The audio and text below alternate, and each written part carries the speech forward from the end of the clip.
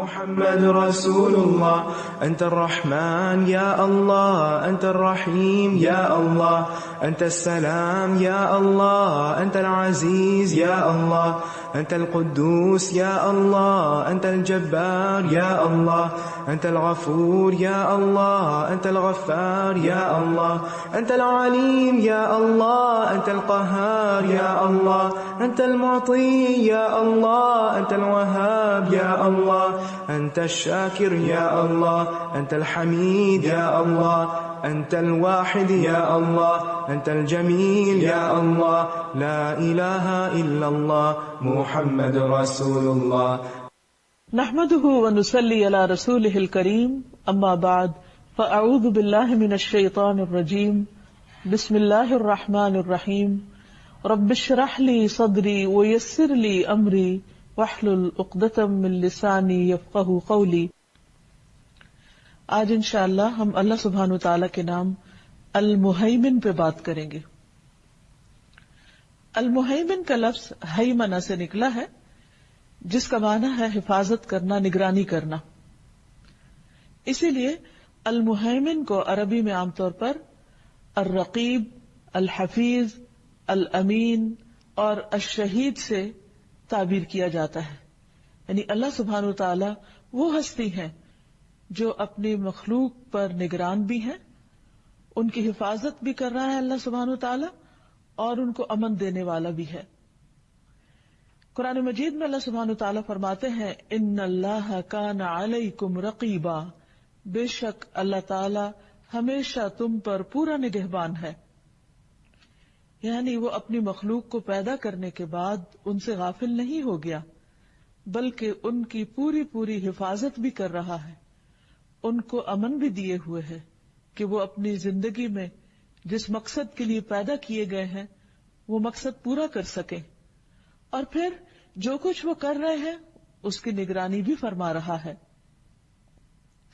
سورۃ الرعد میں اللہ تعالیٰ فرماتے ہیں افمن هو قائم علی کل نفس بما کسبت، کیا وہ اللہ جو ہر جان پر اس کے اعمال کی نگہبانی فرما رہا ہے، کیا کوئی دوسرا اس کے برابر ہو سکتا ہے؟ یعنی انسانوں میں سے یا جنوں میں سے یا ملائکہ میں سے کوئی بھی ہستی ایسی نہیں کہ جو تمام انسانوں کے تمام اعمال پر پوری طرح نگران ہو.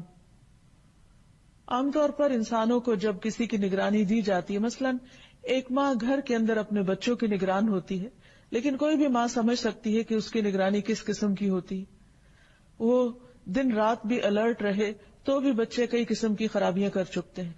اسی طرح کسی ملک کے اندر، کسی حکومت کے اندر مختلف کاموں پر جو ذمہ دار اور نگران مقرر کیے جاتے ہیں، وہ باوجود کوشش کے اپنی ذمہ داری کو پوری طرح نہیں نبھا سکتے، کیونکہ ان کے اندر اتنی قوت ہے ہی نہیں. اس کے برعکس اللہ سبحانہ وتعالی جس کو نہ نیند آتی ہے نہ اونگ آتی ہے، وہ بندوں کے افعال سے پوری طرح باخبر ہے اور پوری طرح ظاہر اور باطن ہر چیز کو جاننے والا ہے. قرآن مجید میں ایک اور جگہ پر اللہ سبحانہ وتعالی نبی صلی اللہ علیہ وسلم سے خطاب کرتے ہوئے فرماتے ہیں وَتَوَكَّلْ عَلَى الْعَزِيزِ الرَّحِيمِ الَّذِي يَرَاكَ حِينَ تَقُومُ وَتَقَلُّبَكَ فِي السَّاجِدِينَ إِنَّهُ هُوَ السَّمِيعُ الْعَلِيمُ، اور توکل کیجئے اس غالب نہایت رحم والے پر، یعنی رحم فرمانے والی ہستی اللہ سبحانہ وتعالی پر آپ بھروسہ کیجئے. کون ہے وہ اللہ؟ الذی یراک حین تقوم، وہ جو آپ کو اس وقت بھی دیکھتا ہے جب آپ کھڑے ہوتے ہیں قیام کی حالت میں، یعنی اللہ سبحانہ وتعالی کے آگے نماز میں قیام فرما رہے ہوتے ہیں. وتقلبک فی الساجدین، اور سجدہ کرنے والوں کے درمیان جب آپ رکوع اور سجدہ کر رہے ہوتے ہیں اور دوسرے بھی آپ کے ساتھ مل کر رکوع کر رہے ہوتے ہیں، سجدے کر رہے ہوتے ہیں، اللہ تعالیٰ اس وقت بھی آپ کی نگرانی کر رہا ہوتا ہے، اس وقت بھی آپ کو دیکھ رہا ہوتا ہے. اور انہ هو السمیع العلیم، بے شک وہ سننے والا، جاننے والا ہے. لیکن نماز کی حالت میں کتنا کم ہم یہ سوچتے ہیں کہ میرے اس قیام کو اللہ تعالیٰ دیکھ رہے ہیں، میرے اس رکوع میں اللہ سبحانہ وتعالی میری نگرانی فرما رہے ہیں، جب میں سجدے کی حالت میں ہوں تو اللہ تعالیٰ اس وقت بھی میرے پورے حال سے باخبر ہیں کہ میری سوچ اس وقت کیا ہے، میرے خیالوں میں اس وقت کیا ہے، میرے دل کے اندر اس وقت کیا احساس ہے. کیا واقعی اگر میرا سر جھکا ہوا ہے، زمین پر لگا ہوا ہے، تو واقعی میں میرے خیالات اور میرے اندر کا انسان بھی پوری طرح اللہ سبحانہ و تعالیٰ کے حکم کی فرما برداری کر رہا ہے؟ کیا واقعی وہ اس کی عقل اور اس کی سمجھ اور اس کا دل اور اس کے جذبات سب کچھ اللہ سبحانہ و تعالیٰ کے تابع ہیں؟ اسی طرح انسان جب چلتا پھرتا ہے یا دنیا میں اور بہت سے کام کاج کرتا ہے تو کتنی بار یہ سوچتا ہے کہ وہ اللہ سبحانہ و تعالیٰ کی نگرانی میں ہے. اگر ہر انسان اللہ تعالیٰ کی اس صفت کو اچھی طرح سمجھ لے اور اس بات کا یقین کر لے کہ وہ دنیا میں کہیں بھی بھاگ کر جائے، خواہ وہ زمین کے اوپر کہیں اڑ رہا ہو یا زمین پہ کہیں چل رہا ہو یا زمین کے اندر کہیں اتر کر چھپا ہوا ہو یا پھر کہیں پانی میں ہو، وہ ہر حال میں اللہ سبحانہ تعالیٰ کی نظروں میں ہے. اس کا کوئی بھی عمل خواہ وہ چھوٹا ہو یا بڑا اللہ تعالیٰ سے چھپا ہوا نہیں ہے. اور حقیقت یہ ہے کہ اگر یہ ایمان انسان کے اندر پختہ ہو جائے تو انسان کے بہت سے گناہ خود بخود کم ہو جائیں. اللہ تعالیٰ کے حاضر ہونے کا احساس اس کے اندر ایسا تقوی پیدا کرے، ایسا خوف پیدا کرے کہ وہ انسانوں کے ڈر سے نہیں، اللہ سبحانہ تعالیٰ کے ڈر سے ان کاموں کو چھوڑ دے جو اللہ تعالیٰ کو ناپسند ہیں اور جو اس کی مخلوق کو نقصان دینے والے ہیں. اگرچہ اللہ سبحانہ تعالیٰ اپنے بندوں کے حال سے براہ راست واقف ہیں، خود نگرانی کر رہے ہیں، خود دیکھ رہے ہیں، لیکن اس کے باوجود جو فرشتے اس نے انسان پر نگران مقرر کیے ہوئے ہیں ان سے بھی اللہ تعالیٰ بندوں کے حالات پوچھتے رہتے ہیں. یہ بھی اللہ سبحانہ تعالیٰ کی بندوں کے بارے میں ایک خاص رحمت ہے اور اس کی کیئر ہے اور اس کا کنسرن ہے اور اس کی محبت ہے اور اس کی توجہ ہے اپنے بندوں کے حالات پر. ایک حدیث میں آتا ہے رسول اللہ صلی اللہ علیہ وسلم نے فرمایا کہ رات اور دن میں فرشتوں کی ڈیوٹیاں بدلتی رہتی ہیں، یعنی کرام کاتبین کی، اور فجر اور عصر کی نمازوں میں ان کا اجتماع ہوتا ہے، وہ اکٹھے ہوتے ہیں. پھر تمہارے پاس رات کو رہنے والے فرشتے جب اوپر چڑھتے ہیں تو اللہ تعالیٰ ان سے پوچھتا ہے، حالانکہ وہ ان سے کہیں زیادہ اپنے بندوں کے حالات سے خود واقف ہے. وہ پوچھتا ہے، میرے بندوں کو تم نے کس حال میں چھوڑا؟ وہ کیا کر رہے تھے؟ وہ جواب دیتے ہیں، جب ہم نے انہیں چھوڑا تو وہ فجر کی نماز پڑھ رہے تھے، اور جب ان کے پاس گئے تب بھی وہ عصر کی نماز پڑھ رہے تھے. اور اسی طرح دوسرے فرشتوں سے پوچھتا ہے تو وہ بھی اسی طرح جواب دیتے ہیں.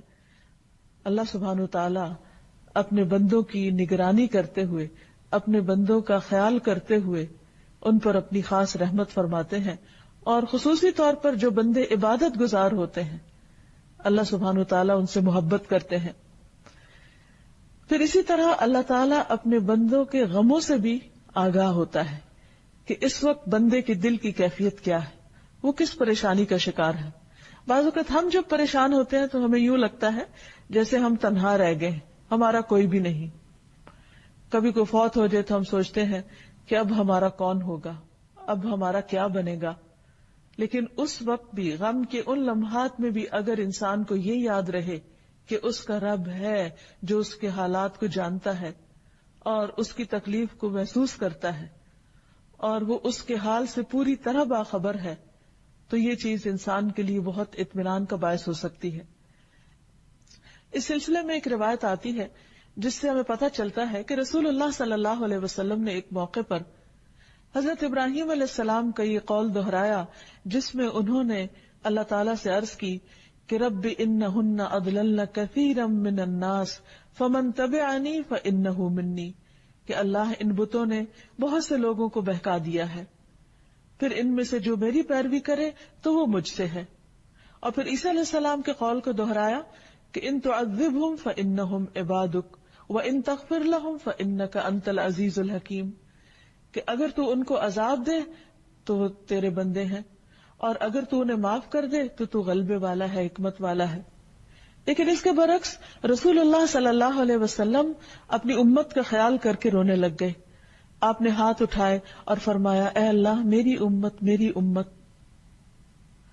اللہ سبحانہ وتعالی نے جبریل علیہ السلام سے فرمایا کہ جاؤ محمد کے پاس صلی اللہ علیہ وسلم، حالانکہ تیرا رب خوب جانتا ہے، اور ان سے پوچھو کہ انہیں کیا چیز رلا رہی ہے۔ اللہ تعالیٰ کو پتا تھا کہ وہ کس کے غم میں رو رہے ہیں، وہ اپنی امت کے غم میں رو رہے تھے اور خود بھی جانتے ہیں، لیکن جبریل کو بھیجا تسلی کے لیے۔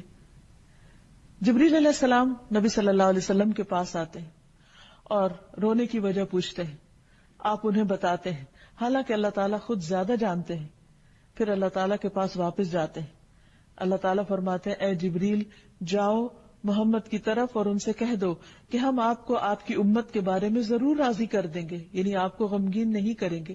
اس سے یہ بات بھی پتہ چلتی ہے کہ رسول اللہ صلی اللہ علیہ وسلم اپنی امت کے بارے میں کس قدر فکر مند ہوتے تھے۔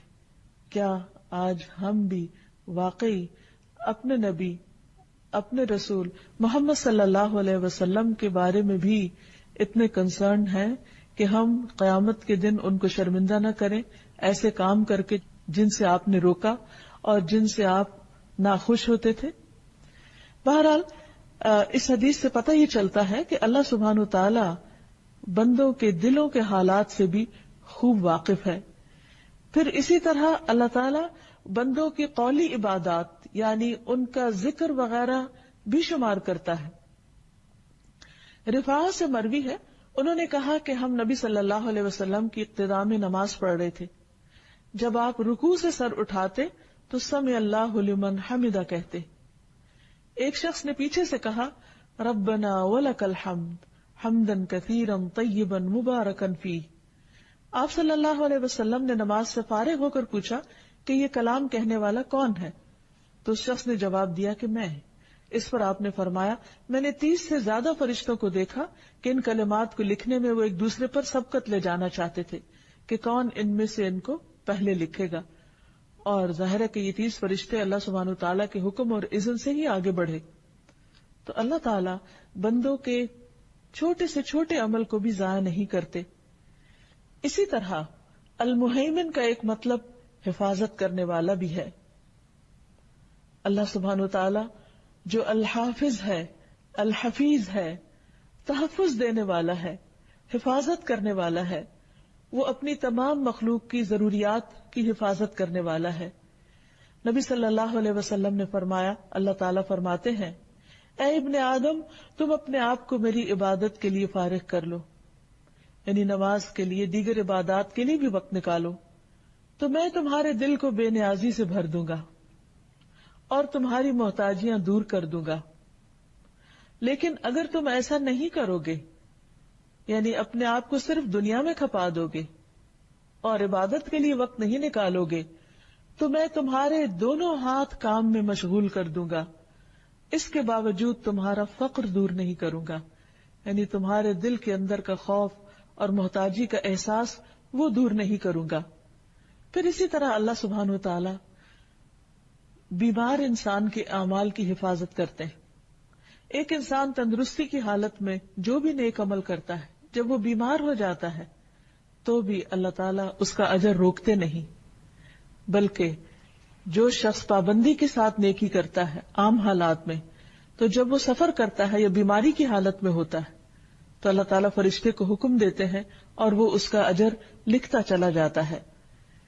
پھر اسی طرح المہیمن کا ایک مطلب امن دینے والا ہے اور ظالم کو مہلت دینے والا، یعنی اللہ سبحانہ وتعالی جہاں اپنے بندوں کی حفاظت فرماتا ہے وہاں ان کے لیے ایسے حالات، ایسے مواقع فراہم کرتا ہے کہ وہ امن و امان کے ساتھ اپنے کام سر انجام دے سکیں۔ اگر ہم سوچیں تو زمین کے جس گولے پر ہم بیٹھے ہوئے ہیں اس کے اندر لاوا ابل رہا ہے۔ اگر یہ زمین تھوڑی سی بھی پھٹ جائے اور لاوا باہر نکلنے لگے تو زندگی کا نام و نشان قائم نہ رہے۔ پھر ہم سب جانتے ہیں کہ زمین اس فضا کے اندر دوہری حرکت کے ساتھ اپنے سفر پر رواں دواں ہے، لیکن ہمیں ہر وقت ٹھہری ہوئی محسوس ہوتی، یعنی کس قدر حیرت کی بات ہے کہ جو زمین ہزاروں میل فی گھنٹہ کی رفتار سے اس فضا میں دوڑ رہی ہے، اس زمین پر بیٹھے ہوئے انسانوں کو کبھی احساس بھی نہیں ہوتا کہ یہ زمین حرکت میں ہے۔ یہ سب امن کون دے رہا ہے؟ یہ اس اطمینان کی حالت میں ہمیں کون جینے دے رہا ہے کہ ہم اس پر چلتے پھرتے ہیں، سوتے ہیں، آرام کرتے ہیں اور پرسکون رہتے ہیں۔ اللہ سبحانہ وتعالیٰ کی یہ خاص رحمت ہے کہ اس نے ہمارے لیے ان تمام چیزوں کو مسخر کیا ہے۔ پھر ہم دیکھتے ہیں کہ جہاں وہ امن دیتا ہے وہاں کچھ لوگ دنیا میں فتنہ فساد بھی کرنے والے ہیں، ظلم ڈھانے والے ہیں، لیکن ان کو آزادی کیوں ملی ہوئی؟ اس کی وجہ یہ ہے کہ وہ بھی اللہ ہی کے بندے ہیں، لیکن اللہ تعالیٰ کے دیے ہوئے اختیار سے ناجائز فائدہ اٹھا رہے ہیں۔ یہ بھی اللہ تعالیٰ کی ان پر مہربانی ہے کہ ان کو فوراً نہیں پکڑتا اور ان کو مہلت دیتا ہے، موقع دیتا ہے تاکہ وہ بھی توبہ کر لیں، وہ بھی پلٹ آئیں، باز آ جائیں اور سیدھی راہ پر چل پڑیں۔ تو اللہ سبحانہ وتعالیٰ ہر ایک کو مہلت دیتا ہے، کوئی چھوٹا گناہ کرے یا بڑا گناہ کرے۔ ہمارے نزدیک کچھ لوگ بڑے بڑے غلط کام کر رہے ہوتے ہیں اور ہم چاہتے ہیں کہ ان کی فوراً پکڑ ہو جائے اور فوراً ٹھکانے لگا دیا جائے تاکہ دنیا سے ظلم ختم ہو جائے۔ یہ بات اپنی جگہ درست ہے، لیکن دوسری طرف اللہ سبحانہ وتعالی ظالم کو مہلت دیتا ہے کیونکہ وہ بھی ایک انسان ہے جو وقتی طور پر اپنی آزادی سے ناجائز فائدہ اٹھا رہا ہے۔ ہر انسان کے اندر اللہ نے ضمیر نام کی چیز رکھی ہے جو اسے ملامت کرتی ہے۔ ایک شخص جس نے 99 قتل کیے، جب اس کو احساس ہوا کہ وہ غلط کر رہا ہے تو اس نے توبہ کے لیے ایک راہب کی طرف رجوع کیا تاکہ وہ اسے طریقہ بتائے کہ کس طرح وہ اپنے گناہوں کو معاف کروا سکتا ہے۔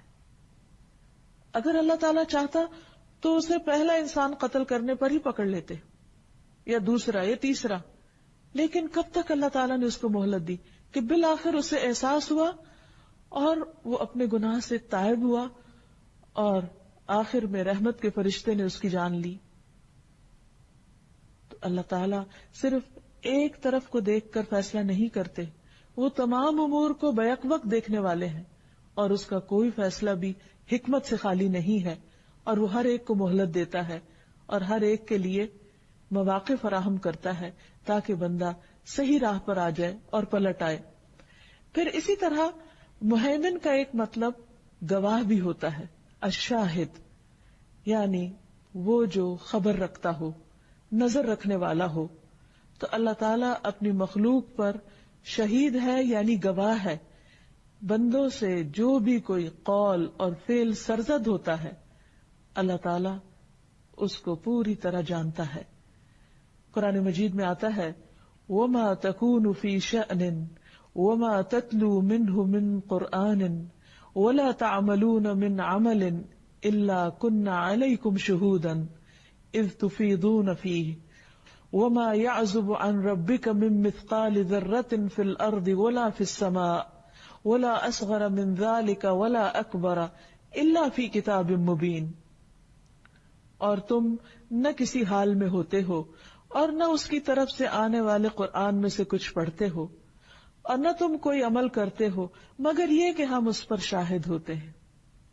یعنی کسی بھی حال میں تم ہو، قرآن میں سے کچھ بھی تم پڑھ رہے ہو تو ہم خود سن رہے ہوتے ہیں، ہم خود گواہ ہوتے ہیں جب تم اس میں مشغول ہوتے ہو۔ اور تمہارے رب سے کوئی ذرہ برابر چیز نہ زمین میں غائب ہوتی ہے اور نہ آسمان میں، نہ اس سے کوئی چھوٹی چیز اور نہ بڑی چیز، مگر ایک واضح کتاب میں موجود ہوتی ہے۔ تو سوال یہ پیدا ہوتا ہے کہ اللہ سبحانہ و تعالی بندوں کے اعمال پر کیوں گواہ ہے؟ بندوں کے اعمال خود کیوں دیکھ رہے ہیں؟ اس کی ایک بڑی وجہ یہ ہے کہ اللہ سبحانہ و تعالی بندوں کے ان اعمال کو گن گن کر رکھ رہے ہیں تاکہ قیامت کے دن بندوں کو ان کی جزا دی جا سکے۔ حدیث میں آتا ہے اللہ تعالیٰ فرماتے ہیں اے میرے بندو، یہ تمہارے اعمال ہیں کہ جنہیں میں تمہارے لیے شمار کر رہا ہوں، میں تمہارے لیے گن رہا ہوں، انہیں خود گن رہا ہوں۔ اگرچہ فرشتے بھی لکھتے ہیں لیکن اللہ سبحانہ وتعالیٰ خود بھی گنتے ہیں۔ اسے کیا گنتے ہیں؟ کس کی کتنی نمازیں ہو گئی، کس کے کتنے روزے ہو گئے، کس نے کتنی سچی بات کی اور کتنے جھوٹ بولے، وہ بھی لکھے جاتے ہیں، وہ بھی گنے جاتے ہیں۔ کس نے کتنا صدقہ کیا ہے، کس نے کتنی دفعہ تسبیح پڑھی ہے، تو یہ سب کچھ اللہ سبحانہ وتعالیٰ گن گن کے رکھ رہے ہیں اور فرماتے ہیں کہ میں تمہارے لیے شمار کر رہا ہوں۔ پھر میں تمہیں ان کا پورا پورا بدلہ دوں گا. تو جو آدمی بہتر بدلہ پائے وہ اللہ کا شکر ادا کرے، اور جو بہتر بدلہ نہ پائے تو اپنے نفس ہی کو ملامت کرے. یعنی ایسا نہیں کہ اگر انسان کچھ نہیں کرے گا تو اس کے لیے خود بخود کچھ لکھا جاتا رہے گا، نہیں. تو ہمیں اصل میں جس چیز کی فکر کرنی چاہیے وہ نیک اعمال ہے کہ ہم زیادہ سے زیادہ کر سکیں. اس کے ساتھ ساتھ اس کی کوالٹی اور اس کی جو روح ہے اس کو بھی مد نظر رکھنا ضروری ہے. پھر یہ ہے کہ اللہ تعالیٰ ایک اور جگہ پر فرماتے ہیں سواء منکم من اسر القول ومن جہر بہ، برابر ہے تم میں سے جو بات چھپا کر کرے اور جو اسے بلند آواز سے کرے. یعنی اللہ کے لیے بالکل برابر ہے. ہمارے لیے فرق ہو جاتا ہے کیونکہ ہمارے کان ایک سرٹن فریکوینسی کے بعد سن نہیں پاتے، یعنی کہ وہ آواز کم ہو یا زیادہ ہو تو ہم سن نہیں سکتے، ایک خاص لمٹ کے اندر سنتے ہیں. لیکن اللہ تعالی کے لیے ایسی کچھ بھی مشکل نہیں، وہ ہر بات کو سنتے ہیں، چپ کے کی جائے، سرگوشیوں کی حالت میں کی جائے یا پھر چیخ چلا کر کی جائے. ایک اور جگہ پر فرماتے ہیں واللہ شہید علی ما تعملون، اللہ تعالیٰ پوری طرح شاہد ہے اس پر جو بھی تم کرتے ہو. اور پھر یہ کہ قیامت کے دن یہ سارے اعمال سامنے لائے جائیں گے تو انسان جھٹلا نہ سکے گا کیونکہ اللہ تعالیٰ خود گواہ ہے اس پر. حدیث میں آتا ہے کہ ایک آدمی کو قیامت کے دن لایا جائے گا اور اس سے کہا جائے گا کہ اس پر اس کے صغیرہ گناہ پیش کرو، یعنی اس کے سامنے لا کے رکھے جائیں تو اس کے گناہ پیش کر دیے جائیں گے، اور اس کے جو بڑے بڑے گناہ ہیں ان کو چھپا کر رکھا جائے گا. تو اقرار کروانے کے لیے اسے کہا جائے گا کیا تو نے فلاں دن مثلا سنڈے کو یا منڈے کو یہ کام کیا تھا؟ تو وہ اقرار کر لے گا. انکار کی گنجائش کس کو ہوگی؟ لیکن ساتھ ہی ڈر رہا ہوگا کہ اس کے جو بڑے گناہ تھے ان کا کیا ہوگا. یہ تو چھوٹی چھوٹی چیزیں، اس کو اپنی بڑی بڑی غلطیاں بھی یاد آ جائیں گی. اب اللہ تعالیٰ فرمائے گا کہ اس بندے کے ہر گناہ کے عوض اس کو نیکی دے دو. کیونکہ بندہ جب گناہ کرنے کے بعد توبہ کر لیتا ہے تو اللہ تعالیٰ اس کے گناہوں کو نیکیوں میں بدل دے گا. اب وہ بندہ کہے گا کہ یا رب میں نے کچھ اور گناہ بھی کیے تھے، وہ مجھے یہاں نظر نہیں آ رہے. یعنی وہ جو کبیرہ گناہ جن سے ابھی تک وہ ڈر رہا تھا ان کا بھی ذکر خود کر دے گا. تو بہرحال یہ اللہ سبحانہ وتعالیٰ کی شان رحیمی ہے کہ وہ بندوں کی غلطیوں اور خطاؤں سے اس قدر درگزر فرماتا ہے اور اتنی خوبصورت طریقے سے توبہ قبول کرتا ہے کہ ان کی خطاؤں کو بھی قیامت کے دن نیکیوں میں بدل دے گا. لیکن اس کے لیے شرط یہ ہے کہ انسان سچے دل سے توبہ کرے. المہیمن کے معنی میں ایک قول یہ بھی ہے کہ یہ وہ ذات ہے جو اطاعت کرنے والے کے ثواب میں سے کچھ بھی کم نہ کرے، خواہ وہ ثواب کتنا ہی زیادہ کیوں نہ ہو، اور نافرمان جتنی سزا کا حقدار ہے اس سے زیادہ اس کو سزا نہ دے، کیونکہ اس پر جھوٹ جائز نہیں. اور اللہ تعالیٰ کو یہ حق حاصل ہے کہ وہ زیادہ ثواب دے کر مہربانی فرمائے اور بہت ساری سزاؤں کو معاف کر دے، یہ اس کے اپنے اختیار میں ہے. تو المہیمن جو ہے امن دینے والا ہے اور بندوں کی حفاظت کرنے والا ہے، ان کے حقوق کی حفاظت کرنے والا ہے، ان کے اعمال کے اجر کی حفاظت کرنے والا ہے. اس لیے اس سے اس بات کا ڈر نہیں ہونا چاہیے کہ وہ بندوں کا کوئی بھی عمل ضائع کر دے گا، الا یہ کہ انسان خود ایسے کام کر کے اپنے اعمال کو برباد کر دے جن سے اللہ سبحانہ تعالیٰ نے روکا ہے. اس کے برعکس اللہ تعالیٰ اگر کوئی بندہ ایک نیکی کرے گا تو اس کو 10 گنا سے لے کر 700 گنا اور اس سے بھی زیادہ دینے پر قادر ہے، اور اس کے لیے اسے کسی سے پوچھنا نہیں. تو اللہ سبحانہ تعالیٰ اپنے بندوں پر نہایت مہربان ہے. اللہ تعالیٰ فرماتے ہیں قُلْ يَا عِبَادِ الَّذِينَ آمَنُوا اتَّقُوا رَبَّكُمْ لِلَّذِينَ أَحْسَنُوا فِي هَذِهِ الدُّنْيَا حَسَنَةٌ وَأَرْضُ اللَّهِ وَاسِعَةٌ إِنَّمَا يُوَفَّى الصَّابِرُونَ أَجْرَهُمْ بِغَيْرِ حِسَابٍ. کہہ دو اے میرے بندو جو ایمان لائے ہو، اپنے رب سے ڈرو، ان لوگوں کے لیے جنہوں نے دنیا میں کوئی نیکی کی بڑی بھلائی ہے.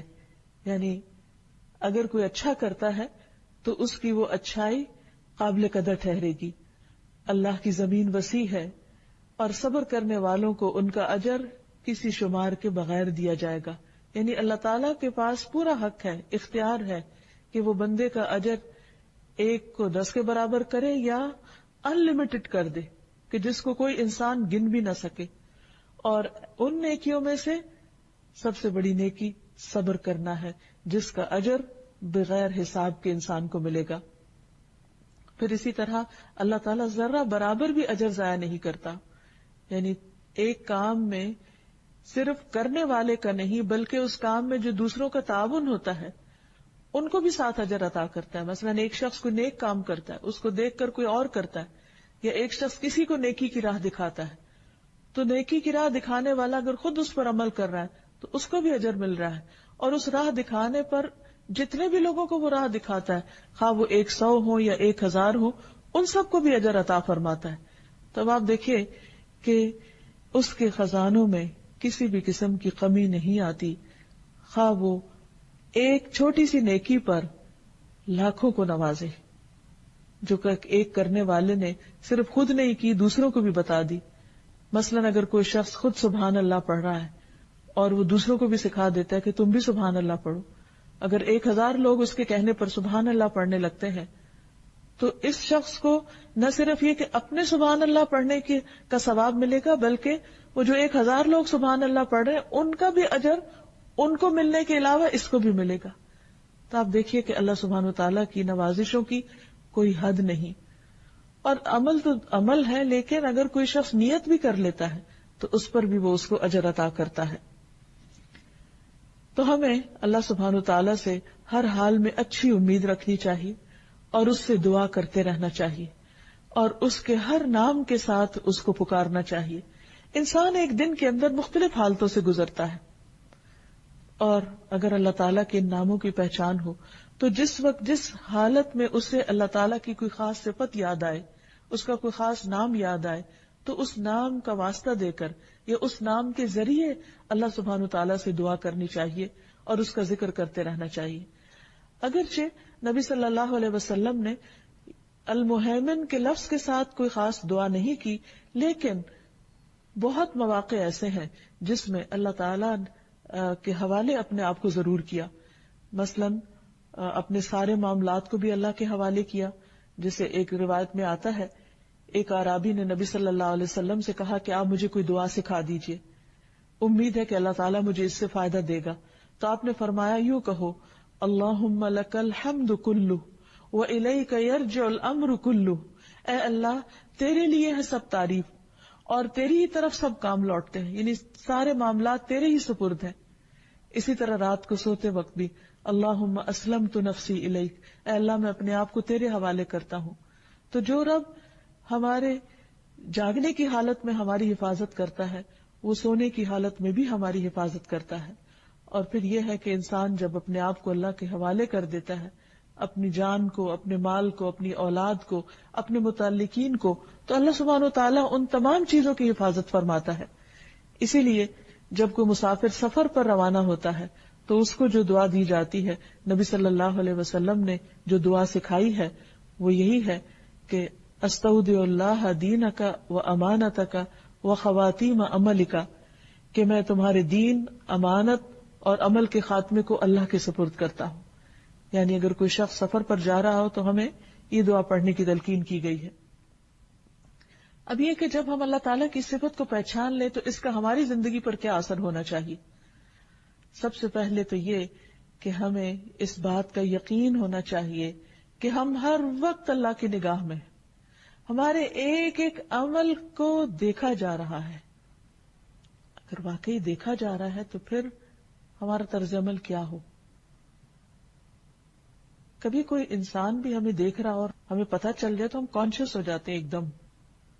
جیسے کہیں اگر بیٹھے ہوئے کچھ کر رہے ہیں اور ہمیں یہ شک گزرے کہ باہر ونڈو سے کوئی ہمیں دیکھ رہا ہے. مثلا رات کے اندھیرے میں آپ اپنے گھر میں لائٹ جلا کر بیٹھے ہیں اور آپ کو تھوڑا سا آہٹ محسوس ہوتی ہے اور یوں لگتا ہے جیسے باہر سے کوئی جھانک رہا ہے، تو آپ کمفرٹیبل ہو کے یا ریلیکس ہو کے نہیں بیٹھتے، آپ ایک دم الرٹ ہو جاتے ہیں کہ اچھا کوئی دیکھ رہا ہے.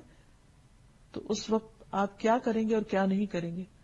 آپ ایسا کبھی بھی نہیں کریں گے کہ اس وقت اپنا بیگ کھول کر پرس سے پیسے نکال کر وہ گننا شروع کر دے، کیونکہ آپ کو ڈر ہوگا کہ کہیں کوئی باہر سے اٹیک نہ کر دے اور آپ کا یہ عمل اس وقت آپ کے لیے خطرناک نہ ہو۔ اسی طرح کہیں پر بھی، کسی بھی موقع پر، کسی بھی جگہ پر جب انسان کو یہ احساس ہوتا ہے کہ کوئی شخص اس کے آس پاس ہے تو اس کا طرز عمل بالکل مختلف ہوتا ہے بنسبت اس وقت کے جب اس کے پاس کوئی بھی نہیں ہوتا۔ اس وقت انسان بالکل ریلیکس ہوتا ہے۔ ٹھیک ہے، انسانوں کے ساتھ معاملہ کرتے وقت تو انسان کی یہ کیفیات مختلف ہو سکتی، لیکن اللہ سبحانہ وتعالی وَلِلَّهِ الْمَثَلُ الْأَعْلَى ان تمام چیزوں سے بالا و برتر ہے۔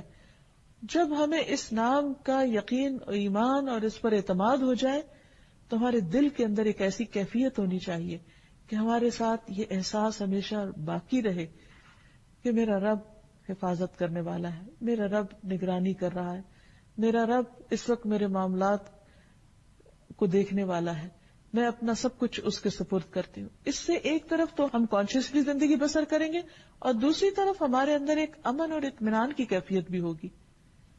اگر کوئی شخص آپ کو مس انڈرسٹینڈ کر رہا ہے تو بھی آپ کے اندر اطمینان ہوگا کہ میرا رب تو میرے دل کے حال کو جانتا ہے، میرا رب میرے ظاہر اور باطن کو جانتا ہے۔ بندوں کا خوف دل سے نکل جائے گا اور اللہ سبحانہ وتعالیٰ کی نگرانی کا احساس آپ کو مزید اچھے کاموں پر ابھارے گا۔ اور قرآن مجید میں آتا ہے وَهُوَ مَعَكُمْ أَيْنَمَا كُنْتُمْ وَاللَّهُ بِمَا تَعْمَلُونَ بَصِيرٌ، اور وہ تمہارے ساتھ ہے جہاں بھی تم ہو، اور اللہ ان سب چیزوں کو جو بھی تم کرتے ہو دیکھ رہا ہے، خوب دیکھنے والا ہے۔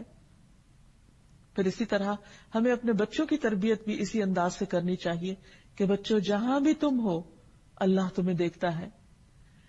قرآن مجید میں آتا ہے کہ لقمان نے اپنے بیٹے کو وصیت کی تھی یا بنی انہا ان تک مثقال حبۃ من خردل فتکن فی صخرۃ او فی السماوات او فی الارض یأت بها اللہ ان اللہ لطیف خبیر۔ اے میرے چھوٹے بیٹے، بے شک کوئی بھی چیز اگر رائی کے دانے کے وزن کے برابر بھی ہو، زمین میں ہو یا آسمان میں، تو اللہ اس کو لے آئے گا، بلا شبہ اللہ بڑا باریک بین، پوری خبر رکھنے والا ہے۔ اسی طرح انسان کے اندر اس صفت کا احساس احسان کا رویہ پیدا کرتا ہے۔ بعض اوقات لوگ ہم سے اچھا سلوک نہیں کرتے یا ہمارا حق ادا نہیں کرتے، تو بھی ہم پوری کوشش کرتے رہے کہ ہم ان کا حق ادا کریں یا ان سے بہتر سلوک کریں، کیونکہ انسانی کمزوری ہے کہ وہ دوسروں کے رویے کا تابع ہو جاتا ہے کہ فلاں نے میرے ساتھ ایسا کیا، اب میں بھی اس کو مزہ چکھاؤں گا۔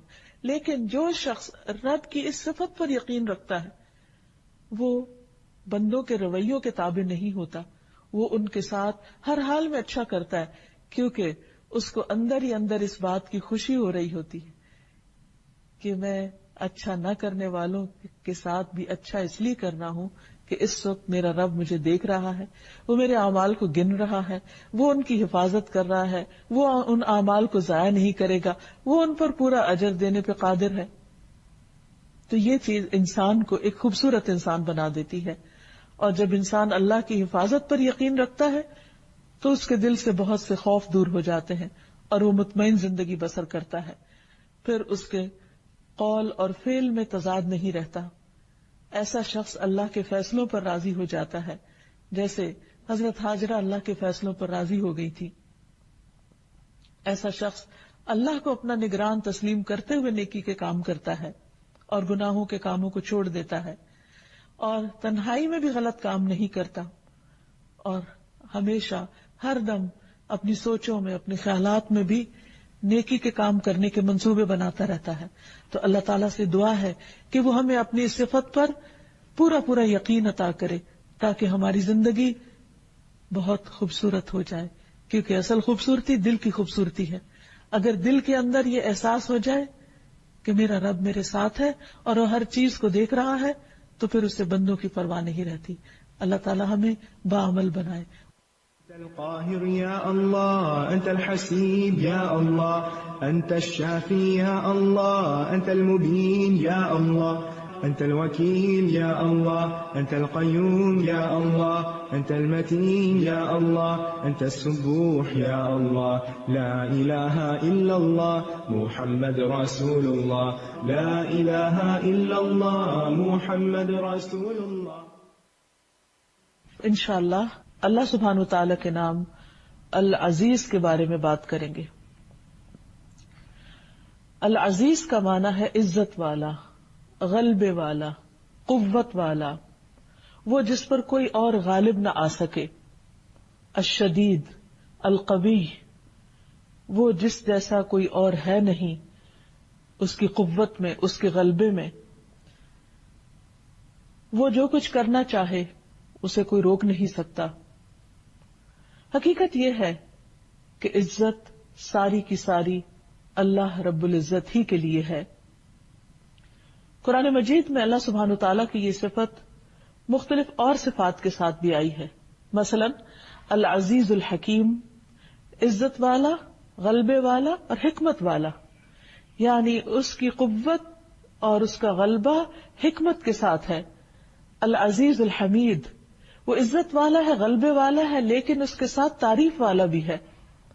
پھر العزیز الوہاب، زبردست ہے، غلبے والا ہے اور بہت زیادہ عطا کرنے والا بھی ہے. پھر العزیز الرحیم، ایک طرف زبردست ہے اور ساتھ ہی رحم فرمانے والا بھی ہے، ایسا نہیں کہ وہ اپنی طاقت کو غلط طور پر استعمال کرے. پھر العزیز العلیم، وہ غلبے والا ہے اور علم والا ہے. العزیز الغفار، زبردست بھی ہے لیکن اس کے ساتھ ساتھ بہت زیادہ بخشش فرمانے والا بھی ہے. حقیقت یہ ہے کہ اللہ سبحانہ وتعالیٰ کے لیے سارے ہی اچھے اچھے نام ہیں.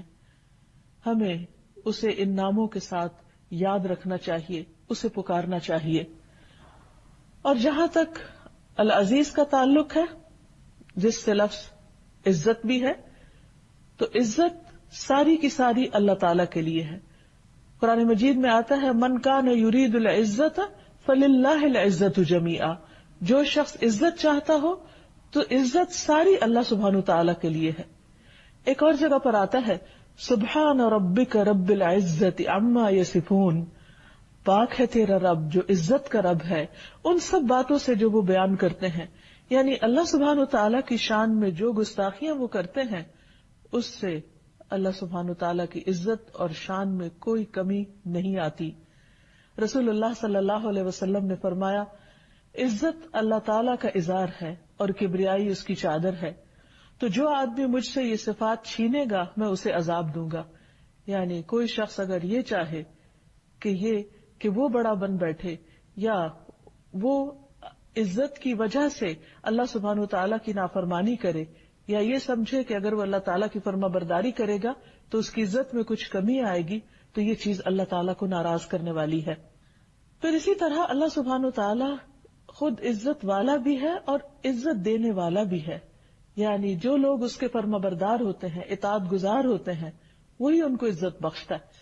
یعنی جس طرح رزق کی تقسیم وہ خود کرتا ہے، اسی طرح عزت کی تقسیم بھی وہ کرتا ہے اور عزت اسی کی طرف سے آتی ہے. اور اللہ تعالیٰ سے بڑھ کر عزت والا کوئی ہے ہی نہیں. اس لیے بندے کا کام کیا ہے، بندے کے اوپر کیا لازم ہے، اس کے اوپر کیا حق آتا ہے کہ وہ اللہ تعالیٰ کی اس صفت کو پہچانے اور اس کو عزت دینے کا حق ادا کرے. اور اس بات پر بھی یقین رکھے کہ انسانوں کو ملنے والی عزت اور ذلت اس سب کا اختیار اللہ تعالیٰ کے پاس ہے. جیسے کہ قرآن مجید میں آتا ہے قل اللہم مالک الملک تؤتی الملک من تشاء وتنزع الملک ممن تشاء وتعز من تشاء وتذل من تشاء بیدک الخیر انک علی کل شیء قدیر. آپ کہہ دیجئے کہ اے بادشاہی کے مالک، تو جسے چاہے بادشاہی دیتا ہے اور جس سے چاہتا ہے بادشاہت لے لیتا ہے، جسے چاہتا ہے عزت دیتا ہے. یعنی عزت کا دینا اللہ سبحانہ تعالیٰ کی اپنی مشیت پر ہے، اور جسے چاہتا ہے ذلیل کرتا ہے. تیرے ہاتھ میں ہی ہر بھلائی ہے، بے شک تو ہر چیز پر پوری طرح قادر ہے. دنیا کے علاوہ آخرت کی رسوائی، اس سے بھی ڈرنا چاہیے، کیونکہ آخرت کی رسوائی اور آخرت کی ذلت تو پوری مخلوق کے سامنے ہوگی. اور جہاں کوئی بھی بچانے والا نہ ہوگا، کوئی بھی ہمارے لیے ترجمان یا وکیل نہیں ہوگا کہ جو ہم سے اس رسوائی کو دور کر سکے. کیونکہ نبی صلی اللہ علیہ وسلم نے فرمایا وَلَا يَعِزُّ مَنْ عَادَيْتَ، کہ جس سے تو عداوت کرے، یعنی اللہ سبحانہ وتعالیٰ جس کا دشمن ہو جائے، جس سے دشمنی کرے، اسے کوئی بھی عزت نہیں دے سکتا. اور ظاہر ہے وہ اپنے دوستوں سے تو دشمنی نہیں رکھے گا، عداوت نہیں رکھے گا. وہ عداوت کس کے لیے ہوگی؟ جو اللہ سبحانہ وتعالیٰ سے، اس کے پیغمبر سے، اس کے دین سے، اس کے کلام سے عداوت رکھنے والے ہیں. یعنی انسان کی اصل عزت اللہ کی فرما برداری میں ہے، اللہ کی اطاعت میں ہے، اللہ کی دوستی میں ہے. اور پھر اللہ سبحانہ وتعالیٰ جس بندے کو عزت دیتا ہے اور جس سے محبت کرتا ہے تو جبریل کو پکارتا ہے آسمان میں اور اس کو بتاتا ہے کہ میں فلاں بندے سے محبت کرتا ہوں، تم بھی اس سے محبت کرو. تو جبریل علیہ السلام اس سے محبت کرنے لگتے ہیں. پھر وہ آسمان والوں میں پکارتے ہیں کہ اللہ تعالیٰ فلاں بندے سے محبت کرتے ہیں، تم بھی اس سے محبت کرو. تو آسمان والے اس سے محبت کرنے لگتے ہیں، اس کی عزت کرنے لگتے ہیں، اور اس طرح وہ محبت اور عزت دنیا میں اتار دی جاتی ہے. تو حقیقت یہ ہے کہ تقسیم اللہ تعالیٰ ہی کی ہے، جس کے ساتھ جیسا چاہے معاملہ کرے، لیکن یہ یاد رہے کہ اس کا یہ معاملہ حکمت پر مبنی ہے. ایسا نہیں کہ وہ اپنے اس اختیار کو بندوں کے اوپر ظلم کرنے کے لیے استعمال کرے. چونکہ اللہ سبحانہ و تعالیٰ ہی عزت دینے والا ہے، تو اس لیے ہر انسان کو عزت پیاری ہوتی ہے اور ہر انسان عزت کا طلبگار ہوتا ہے. تو ہمیں یہ جاننا ضروری ہے کہ اللہ تعالیٰ کس کس کو عزت دیتا ہے، اور اگر انسان اللہ سے عزت چاہے تو وہ کون سے کام کرے کہ جس سے عزت ملے، اور کون سے کام ایسے ہیں جو اللہ سبحانہ و تعالیٰ کی طرف سے رسوائی کا باعث بنتے ہیں، تاکہ انسان ان کاموں کو چھوڑ دے.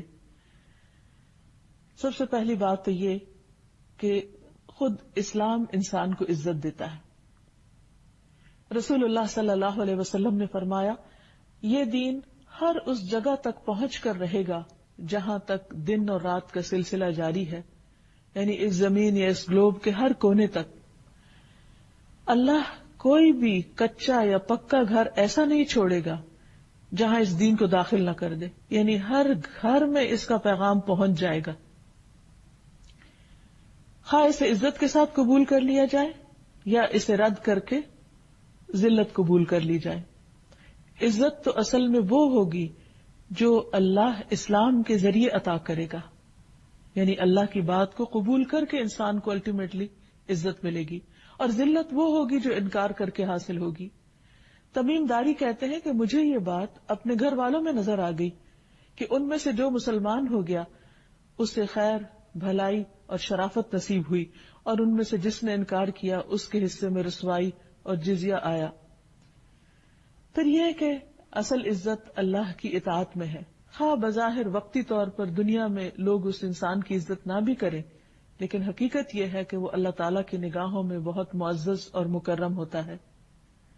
اللہ سبحانہ وتعالیٰ اپنے بندوں کو اپنے کلام کے ذریعے، اپنی کتاب کے ذریعے عزت عطا کرتے ہیں، جیسا کہ ایک حدیث میں آتا ہے کہ اللہ تعالیٰ اس کتاب کے ذریعے بہت سی قوموں کو اوپر اٹھاتے ہیں اور بہت سی قوموں کو ذلیل کر دیتے ہیں. جیسے علامہ اقبال نے بھی کہا تھا کہ وہ معزز تھے زمانے میں مسلمان ہو کر، اور تم خوار ہوئے تارک قرآن ہو کر، کہ تم نے قرآن کو چھوڑ دیا تو تم ذلیل و رسوا ہو گئے. کہ جب تک مسلمان اس کتاب کو تھامے ہوئے تھے اور اللہ تعالیٰ کے احکامات کی پیروی کرنے والے تھے تو اللہ تعالیٰ نے دنیا میں بھی ان کو عزت عطا کی، اور جب وہ صرف نام کے مسلمان رہ گئے اور ان کے کام اسلام کے خلاف ہونے لگے تو دنیا کی عزت بھی جاتی رہی. عامر بن واصلہ کہتے ہیں کہ نافع بن حارث نے عمر رضی اللہ عنہ سے عثمان میں ملاقات کی تو عمر رضی اللہ عنہ نے انہیں مکہ کا امیر مقرر کرنے کا حکم دیا ہوا تھا. عمر نے پوچھا تم نے مکہ میں کس کو امیر بنایا؟ انہوں نے عرض کیا ابن ابزہ کو. آپ نے پوچھا ابزہ کون ہے؟ اس نے جواب میں کہا ہمارے غلاموں میں سے ایک غلام ہے. پوچھا تم نے غلام کو ان کا امیر بنا دیا؟ اس نے کہا ہاں، وہ اللہ کی کتاب کا پڑھنے والا ہے اور اس کے فرائض کا عالم بھی ہے. عمر رضی اللہ عنہ نے فرمایا تمہارے نبی نے فرمایا تھا کہ اللہ تعالیٰ اس کتاب کے ذریعے لوگوں کو بلندی عطا کرتا ہے اور اس کتاب کے ذریعے لوگوں کو پست اور ذلیل کرتا ہے. یعنی کہ بڑے بڑے قبائل سے تعلق رکھنے والے اور بڑے بڑے معزز اور شرفاء جو ہیں، آج ان کے پاس وہ عزت نہیں جو ایک غلام کو اللہ تعالیٰ نے اس کتاب کی وجہ سے عطا کی. اور ویسے بھی نبی صلی اللہ علیہ وسلم کا فرمان ہے، خیرکم من تعلم القرآن وعلمہ، تم میں بہترین ہے وہ جو قرآن سیکھیں اور سکھائیں. پھر اسی طرح عام حالات میں لوگوں کے ساتھ معاملہ کرنے میں بعض اوقات انسان یہ سمجھتا ہے کہ اگر وہ قوت کے ساتھ، شدت کے ساتھ اور زیادتی کے ساتھ معاملہ کرے گا تو شاید اس سے ڈر کر اور اس کے روب کی وجہ سے لوگ اس کی عزت کریں گے. لیکن حقیقت یہ ہے کہ اصل عزت دلوں میں ہوتی ہے، صرف ظاہری عزت نہیں ہوتی. مثلا کوئی انسان کسی دوسرے کے ساتھ ظلم زیادتی کر کے وقتی طور پر اپنی عزت کروا سکتا ہے، لیکن اس کا دل نہیں جیت سکتا، اس کے دل میں اس کی قدر نہیں ہو سکتی. اسی لیے جو شخص اللہ کی خاطر کسی کو معاف کر دیتا ہے، اللہ کی خاطر جھک جاتا ہے، اللہ تعالیٰ اس کو بلندی عطا کرتے ہیں، عزت عطا کرتے ہیں. رسول اللہ صلی اللہ علیہ وسلم نے فرمایا، اللہ تعالیٰ فرماتے ہیں جو شخص میرے لیے اتنا سا جھکتا ہے، اور راوی نے اپنا ہاتھ زمین کے نیچے کیا، نہیں بالکل تھوڑا سا، تو میں اسے اتنا بلند کر دیتا ہوں. پھر راوی نے اپنا ہاتھ آسمان کی طرف اٹھایا کہ جو شخص اللہ کی خاطر جھک جائے، یعنی اللہ کا حکم سامنے آتے ہی لبیک کہہ دے، سر تسلیم خم کر دے، سمعنا و اطعنا کر دے، اور اپنی انا اور اپنی رائے اور اپنے خیال کو پیچھے کر دے، تو اللہ سبحانہ وتعالیٰ اس کو عزت عطا کرتے ہیں. پھر اسی طرح اگر کبھی انسان کے ساتھ زیادتی بھی ہو رہی ہو، لیکن اس موقع پر اگر وہ صرف اللہ کی خاطر خاموش رہتا ہے اور جواباً کوئی ظلم اور زیادتی نہیں کرتا، تو ایسے شخص کو بھی اللہ تعالیٰ عزت عطا فرماتے ہیں. اس کے برعکس اللہ سبحانہ وتعالیٰ ان لوگوں کو ذلت عطا کرتے ہیں کہ جو اللہ تعالیٰ کی نافرمانی کرتے ہیں، جیسے کہ قرآن مجید میں آتا ہے وَلِيُخْزِيَ الْفَاسِقِينَ، تاکہ اللہ فاسقوں کو رسوا کر دے. پھر اسی طرح قرآن مجید میں واضح طور پر یہ بات آتی ہے کہ جو لوگ اللہ سبحانہ وتعالیٰ کی کتاب کو پورے کا پورا نہیں لیتے، یا اس پر ایمان نہیں رکھتے، یا اس کے بعض حصے کو لیتے ہیں اور بعض کا انکار کرتے ہیں، ان کے لیے بھی رسوائی ہے. سورۃ البقرہ میں اللہ تعالیٰ فرماتے ہیں أَفَتُؤْمِنُونَ بِبَعْضِ الْكِتَابِ وَتَكْفُرُونَ بِبَعْضٍ فَمَا جَزَاءُ مَن يَفْعَلُ ذَلِكَ مِنكُمْ إِلَّا خِزْيٌ فِي الْحَيَاةِ الدُّنْيَا وَيَوْمَ الْقِيَامَةِ يُرَدُّونَ إِلَىٰ أَشَدِّ الْعَذَابِ وَمَا اللَّهُ بِغَافِلٍ عَمَّا تَعْمَلُونَ. کیا تم کتاب کے بعض احکام کو مانتے ہو اور بعض کا انکار کرتے ہو؟ یعنی کچھ کو مانتے اور کچھ کو نہیں مانتے. بھلا جو لوگ ایسے کام کریں ان کی سزا اس کے سوا کیا ہو سکتی ہے کہ دنیا میں ذلیل و خوار ہوں اور قیامت کے دن وہ سخت عذاب کی طرف دھکیل دیے جائیں، اور جو کچھ تم کرتے ہو اللہ اس سے بے خبر نہیں ہے. یعنی ایک قوم جو اللہ کی کتاب کو زبان سے مانتی بھی ہے لیکن پورے کا پورا اس کو نہیں لیتی، اس میں سے صرف وہ احکامات جو پسند کے ہیں وہ لے لیتے ہیں، اور جو اپنی مرضی کے خلاف جاتے ہیں یا دنیاوی فائدے کے خلاف جاتے ہیں اس کا انکار کر دیتے ہیں. تو اللہ سبحانہ تعالیٰ کی طرف سے ان کے لیے بھی شدید وارننگ ہے کہ ایسے لوگوں کے لیے دنیا میں رسوائی ہے. یہ بات عام مشاہدے کی ہے کہ یہ چیز بہت زور پکڑتی جا رہی ہے کہ قرآن مجید کے معاملے میں ہمارا معاملہ بہت تساہل کا ہو گیا. اس میں سے کچھ چیزیں اپنی مرضی کی لے لیتے ہیں اور کچھ چھوڑ دیتے ہیں. مثلا بعض لوگ نماز کی پابندی کرتے ہیں لیکن زکوٰۃ نہیں دیتے. بعض لوگ نماز اور زکوٰۃ کی پابندی کر لیتے ہیں لیکن حج کو اپنے لیے لازم نہیں سمجھتے. کچھ لوگ ہر سال حج کر لیتے ہیں لیکن آ کر نماز کے فریضے کو ادا نہیں کرتے. اسی طرح کچھ لوگ یہ کہتے ہیں کہ قرآن ہی ہمارے لیے کافی ہے اور وہ سنت رسول صلی اللہ علیہ وسلم کی پیروی نہیں کرتے، حالانکہ قرآن مجید میں ہی اللہ سبحانہ وتعالیٰ نبی صلی اللہ علیہ وسلم کی اطاعت کا حکم دیتے ہیں. وَمَن يُطِعِ الرَّسُولَ فَقَدْ أَطَاعَ اللَّهَ، جس نے رسول اللہ صلی اللہ علیہ وسلم کی اطاعت کی اس نے دراصل اللہ تعالیٰ کی اطاعت کی. ایک اور جگہ پر اللہ تعالیٰ فرماتے ہیں مَا آتَاكُمُ الرَّسُولُ فَخُذُوهُ، جو اللہ کے رسول تمہیں دیں اسے لے لو. وَمَا نَهَاكُمْ عَنْهُ فَانْتَهُوا، اور جس چیز سے وہ روکتے ہیں اس سے رک جاؤ. قرآن مجید میں یہ حکم صاف واضح طور پر موجود ہے، لیکن اس کے برعکس لوگ کھلے عام یہ کہتے ہیں کہ نہیں، جو قرآن ہے وہی ہمارے لیے کافی ہے. اور سنت کے بارے میں شک کرتے ہیں.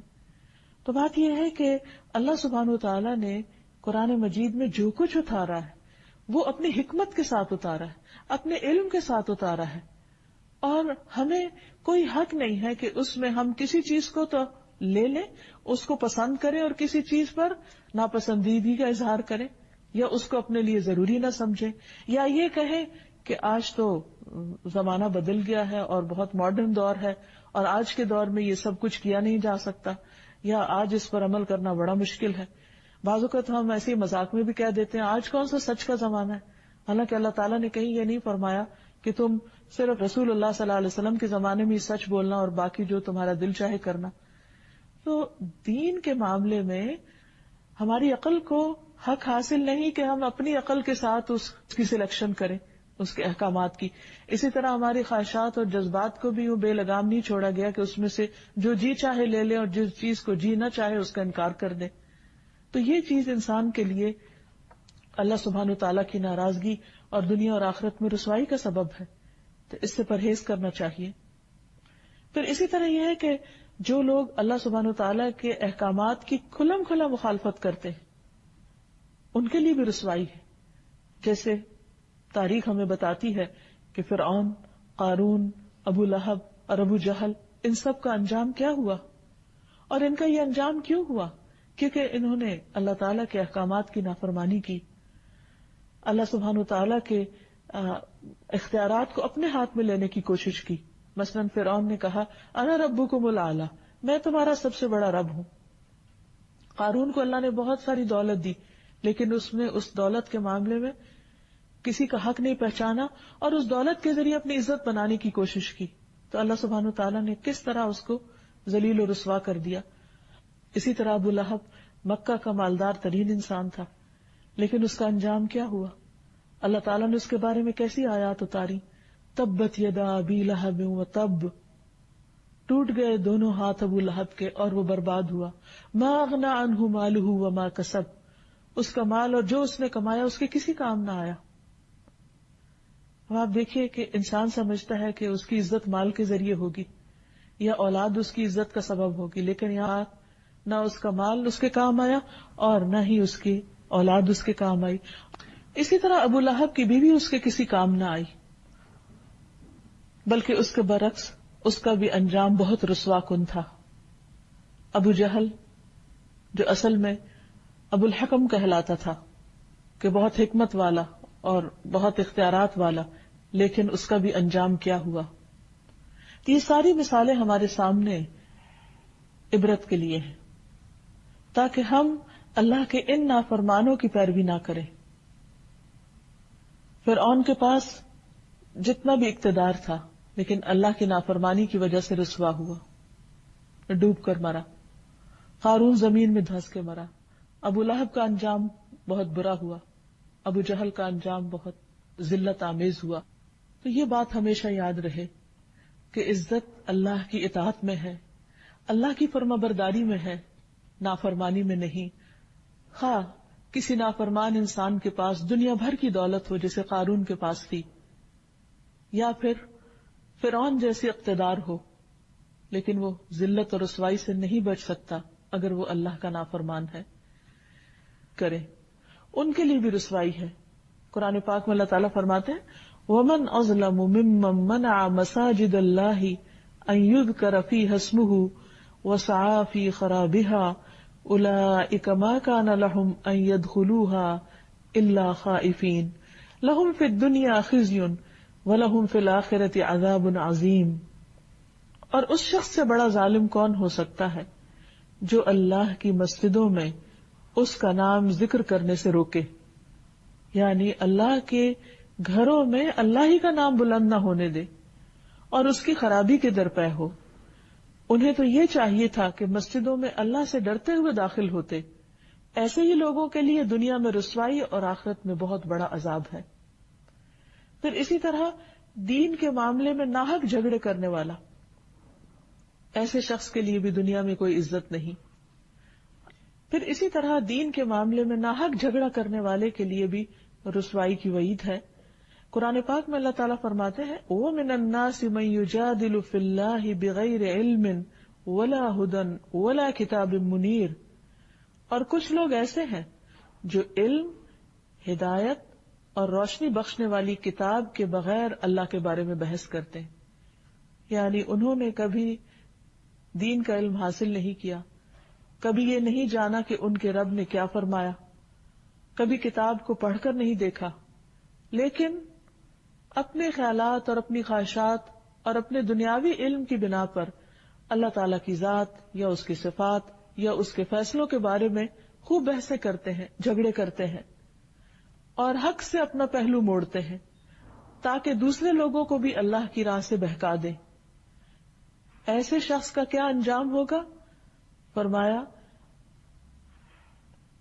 لِيُضِلَّ عَن سَبِيلِ اللَّهِ لَهُ فِي الدُّنْيَا خِزْيٌ، اس کے لیے دنیا میں بھی رسوائی ہے، وَنُذِيقُهُ يَوْمَ الْقِيَامَةِ عَذَابَ الْحَرِيقِ، اور قیامت کے دن بھی ہم اس کو جلا دینے والے عذاب کا مزہ چکھائیں گے۔ تو اس چیز سے بھی پرہیز کرنے کی ضرورت ہے۔ بعض اوقات لا علمی کے ساتھ انسان ایسی باتیں کہنا شروع کر دیتا ہے جو اللہ تعالیٰ کی شان کے خلاف ہوتی ہیں، خصوصاً جب زندگی میں کچھ چیزیں ایسی ہو جائیں یا کچھ حادثات ایسے ہو جائیں جو انسان کے مفاد کے یا انسان کی مرضی کے خلاف ہوں، تو پھر بعض اوقات لوگ اللہ سبحانہ وتعالیٰ کو بلیم کرنے لگتے ہیں کہ اس نے ہمارے ساتھ انصاف نہیں کیا یا ہمارے ساتھ بہت زیادتی ہو گئی یا ظلم ہو گیا ہے۔ حالانکہ قرآن مجید میں واضح طور پر اللہ تعالیٰ فرماتے ہیں کہ اللہ تعالیٰ اپنے بندوں کے ساتھ ہرگز ظلم کرنے والا نہیں ہے۔ اللہ تعالیٰ کے فیصلوں کو نہ سمجھنا یہ ہماری اپنی کم علمی ہو سکتی ہے، لیکن اللہ تعالیٰ کو الزام دینا کسی بات کا یہ بہت بڑی گستاخی کی بات ہے، اور اس سے پرہیز کرنے میں ہی انسان کی عافیت ہے، کیونکہ اللہ سبحانہ تعالیٰ العزیز ہے، غلبے والا ہے، اقتدار والا ہے، شدید ہے، قوت والا ہے، کوئی اس کو ہرا نہیں سکتا، کوئی اس کا مقابلہ نہیں کر سکتا، کوئی اس کو نیچا نہیں دکھا سکتا۔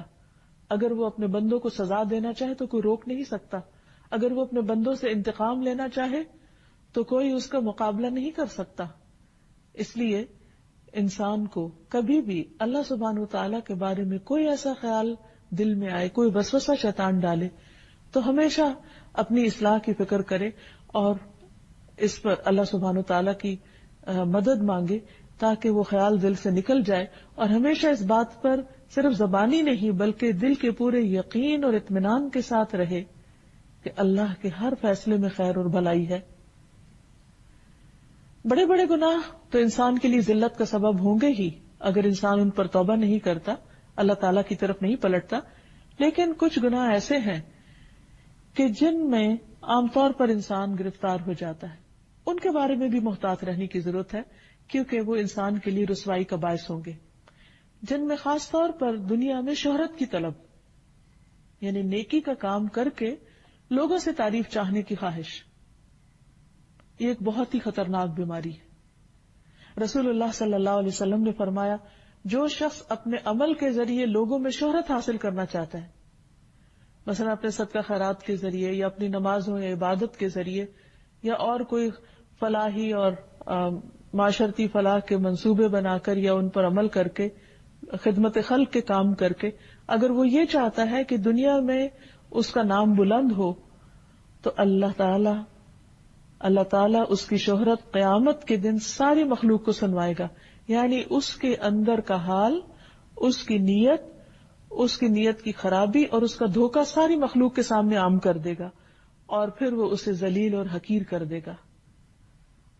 اللہ سبحانہ و تعالیٰ العزیز ہے، تو ہمیں اسلام کے ساتھ اس کو پکارنا بھی چاہیے۔ قرآن مجید میں ابراہیم علیہ السلام کی دعا کا ذکر کیا گیا ہے، ربنا وابعث فیہم رسولا منہم یتلو علیہم آیاتک ویعلمہم الکتاب والحکمت ویزکیہم انک انت العزیز الحکیم۔ ابراہیم علیہ السلام نے جب کعبہ کی تعمیر کر لی اور اپنے بیوی بچے کو وہاں چھوڑ کر جانے لگے تو ان کے لیے دعا کر رہے تھے کہ یا اللہ ان کی نسلوں میں ایک رسول بھیجنا جو انہی میں سے ہو، جو ان پر تیری آیات پڑھے، انہیں کتاب و حکمت سکھائے، انہیں پاک کرے، بے شک تو سب پر غالب کمال حکمت والا ہے۔ سوال یہ پیدا ہوتا ہے کہ اللہ تعالیٰ کی اس صفت کے ساتھ کیوں پکارا جائے؟ اس لیے کہ اس کا معنی ہے کہ اللہ سبحانہ وتعالیٰ غالب ہے، یعنی اس کا حکم نافذ ہو کر رہتا ہے اور اس کے حکم کو کوئی روک نہیں سکتا، کوئی منع نہیں کر سکتا. اس لیے پورے یقین کے ساتھ کہ اے اللہ تو سب کچھ کر سکتا ہے. تو آپ دیکھیے کہ ابراہیم علیہ السلام کی یہ دعا پھر تقریباً 2500 سال کے بعد قبول ہوئی، لیکن قبول ہوئی. کتنے بڑے ویژنری تھے ابراہیم علیہ السلام، اور کن صفات کے ساتھ اپنے رب کو پکارا، اور کس طرح اللہ تعالیٰ نے ان کی دعا قبول کر لی. پھر اسی طرح ایک اور جگہ پر آتا ہے ربنا وادخلهم جنات عدن التي وعدتهم ومن صلح من آبائهم وازواجهم وذرياتهم انك انت العزيز الحكيم. اے ہمارے رب، اور انہیں ہمیشہ رہائش والی ان جنتوں میں داخل کر جن کا تو نے ان سے وعدہ کیا ہے، اور ان کو بھی جو ان کے باپ دادوں اور ان کی بیویوں اور ان کی اولاد میں سے اس قابل ہیں. بلا شبہ تو سب پر غالب کمال حکمت والا ہے. یعنی اللہ سبحانہ وتعالی ہر چیز کرنے پر پوری طرح قادر ہے. بعض اوقات جب ہم دعا کرتے ہیں تو ہماری دعا میں اتنا یقین نہیں ہوتا، اتنی شدت نہیں ہوتی، زور نہیں ہوتا، کیونکہ ہمیں یہ ڈر ہوتا کہ پتہ نہیں ہوگا یا نہیں، پتہ نہیں یہ ہو بھی سکتا یا نہیں. لیکن انسان کو ہمیشہ یہ سوچنا چاہیے کہ جس رب کو وہ پکار رہا ہے وہ العزیز ہے، وہ سب پر غالب ہے، وہ ہر چیز کر سکتا ہے، اس کے لیے کچھ بھی مشکل نہیں. ہمارا کام ہے اس کو پکارنا، اور شدت سے پکارنا، اور یقین کے ساتھ پکارنا، اور اللہ کی عزت کے وسیلے سے اس کو پکارنا. عثمان بن ابی عاص کہتے ہیں کہ وہ نبی صلی اللہ علیہ وسلم کے پاس حاضر ہوئے. وہ کہتے ہیں کہ مجھے اتنی تکلیف تھی کہ قریب تھا کہ مجھے ہلاک کر دیتی، یعنی اتنی شدید درد تھی. تو رسول اللہ صلی اللہ علیہ وسلم نے فرمایا کہ درد کی جگہ پر ہاتھ رکھو، اپنا دایاں ہاتھ رکھو، اور 7 مرتبہ یہ دعا پڑھو، اعوذ بعزت اللہ وقدرتہ من شر ما اجد واحاذر. میں پناہ مانگتا ہوں اللہ کی عزت کی اور اس کی قدرت کی.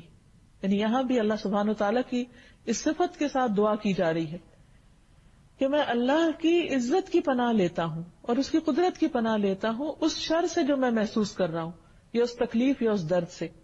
تو وہ کہتے ہیں کہ میں نے اسی طرح کیا تو اللہ تعالیٰ نے میری تکلیف فوراً دور کر دی. اس کے بعد سے میں ہمیشہ اپنے اہل و عیال اور دوسروں کو اس چیز کا حکم دیتا ہوں.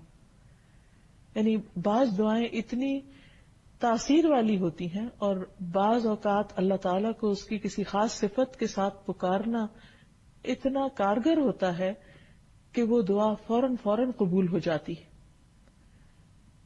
پھر اسی طرح رسول اللہ صلی اللہ علیہ وسلم رات کو یہ دعا کیا کرتے تھے، اعوذ بعزتک الذی لا الہ الا انت الذی لا يموت والجن والانس يموتون. میں تیری عزت کی پناہ میں آتا ہوں، تیرے علاوہ کوئی معبود نہیں، وہ ذات کے جس پر موت نہیں آ سکتی، اور تمام جن و انس مر جائیں گے. آپ بھی آزما کر دیکھیے، اگر کسی وقت دل پر کوئی بوجھ ہو، خوف محسوس ہو رہا ہو، تو فوراً اپنے آپ کو اللہ سبحانہ وتعالیٰ کی عزت کی پناہ میں دیں، اور وہ آپ کے لیے کافی ہو جائے گا. پھر اسی طرح ابن عباس سے روایت ہے، حضرت عباس رسول اللہ صلی اللہ علیہ وسلم کے چچا ہیں، ان کے بیٹے عبداللہ بن عباس جو مفسر قرآن ہیں، جن کے لیے نبی صلی اللہ علیہ وسلم نے خاص دعا کی تھی.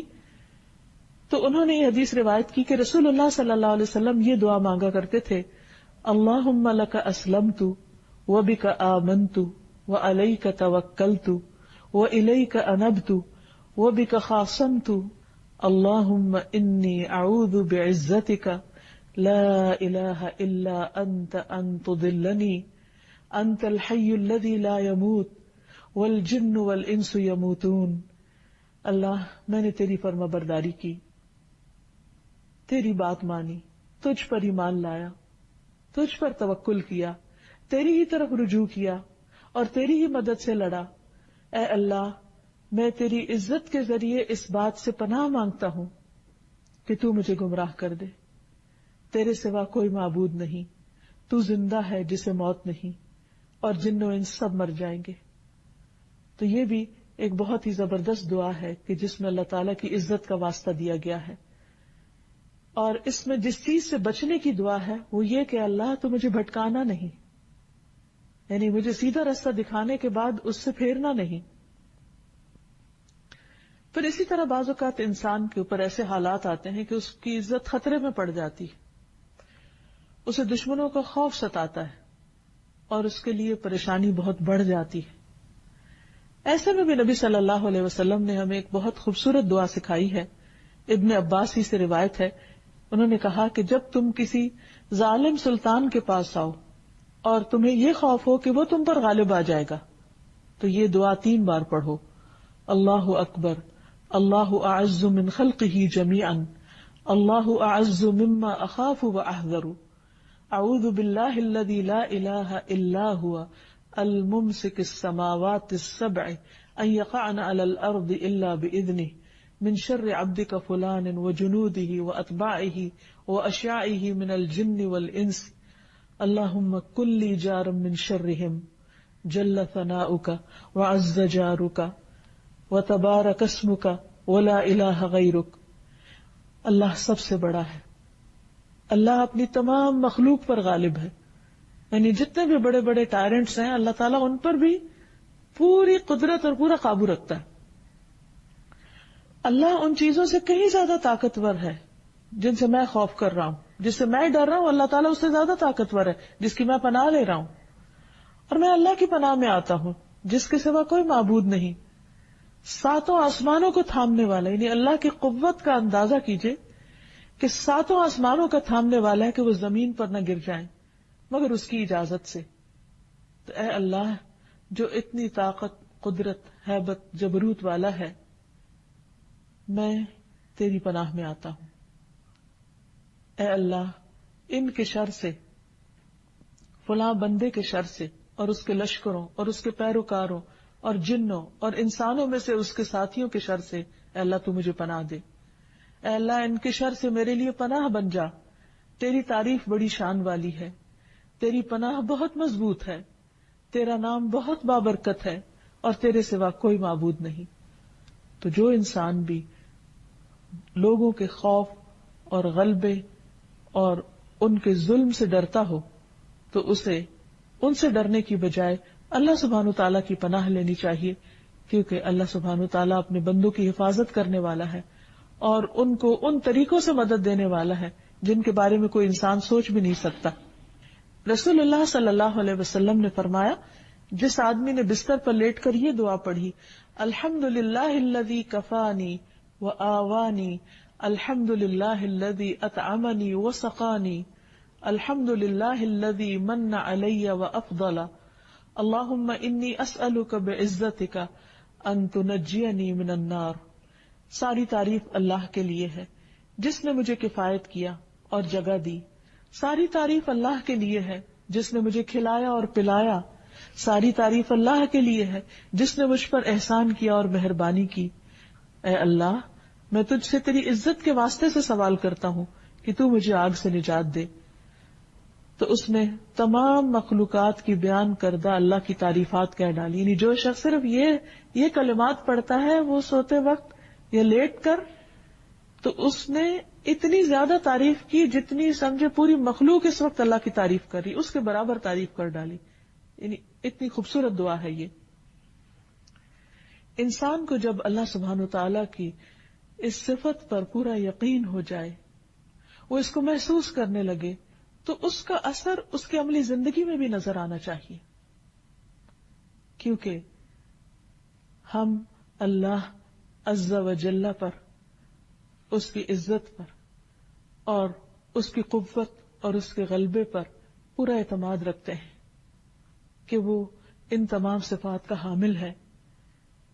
اس لیے چونکہ ہم اس کے بندے ہیں، اس پر ایمان لائے ہیں، تو ہمارا رویہ بھی پھر اس صفت کے تحت تبدیل ہونا چاہیے۔ سب سے پہلی چیز جو ہمارے اندر آنی چاہیے وہ یہ کہ ہمارا اس بات پر پکا ایمان اور یقین ہو کہ عزت ساری کی ساری اللہ کے پاس ہے، وہ جس کو جتنی چاہے عطا کر دے۔ اس لیے اگر کبھی انسان زندگی میں پریشان بھی ہو یا اسے محسوس ہو کہ لوگ اس کی قدردانی نہیں کرتے یا اس کو کوئی عزت دینے والا نہیں، تو اس پر اس کو رونا دھونا نہیں چاہیے، اس پہ یقین رکھنا چاہیے کہ اللہ سبحانہ و تعالیٰ کی اطاعت میں عزت ہے اور اس عزت کا مالک وہی ہے. اس لیے مجھے بندوں سے شکوے شکایت کرنے کی بجائے اللہ سبحانہ و تعالیٰ کی طرف راغب ہونا چاہیے اور اس سے مانگنا چاہیے. اللہ تعالیٰ فرماتے ہیں من کان یرید العزت، جو شخص عزت چاہتا ہے، عزت کا طلبگار ہے، فللہ العزت جمیعا، تو عزت ساری کی ساری اللہ کے پاس ہے.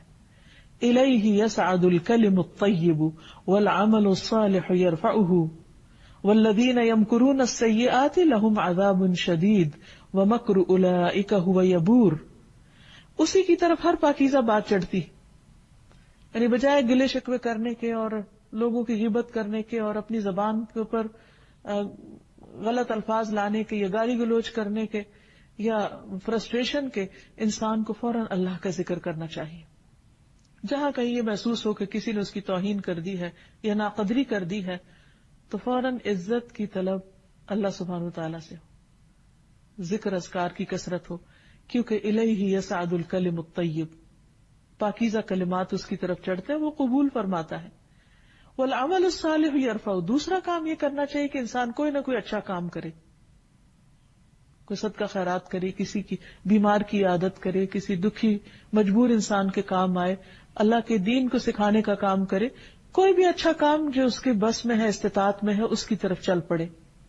کیونکہ جب انسان عمل کرتا ہے اور اس کے ساتھ ذکر کرتا ہے تو پھر یہ دونوں چیزیں اوپر اٹھتی ہیں، اور لوگوں کی جو بری چالیں ہیں ان کا معاملہ اللہ پہ چھوڑ دے. فرمایا والذین یمکرون السیئات، وہ لوگ جو بری بری چالیں چلتے ہیں، لہم عذاب شدید، ان کے لیے سخت عذاب ہے.